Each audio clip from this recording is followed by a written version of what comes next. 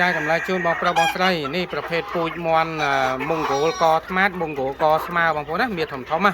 បាទហើយពូជនេះបាទពងក៏ច្រើនហើយធន់នឹងជំងឺធន់នឹងអាកាសធាតុហើយស្រួលចិញ្ចឹមណាបាទមានន័យថាវាធន់កម្ដៅធន់នឹងការប្រែប្រួលអាកាសធាតុពងច្រើនសាច់ខ្មៅឆ្អឹងខ្មៅគ្រឿងក្នុងខ្មៅ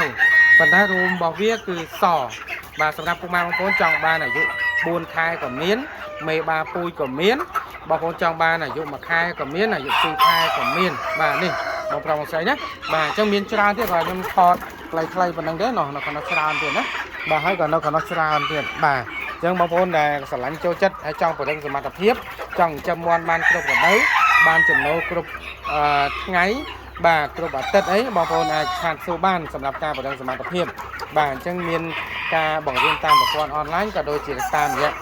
បាទការមករៀនផ្ទាល់បាទជួយប្រឹក្សាបន្តរាប់ឆ្នាំមួយចេះបាទអរគុណជួបគ្នានៅវីដេអូបន្តទៀតណាបាទ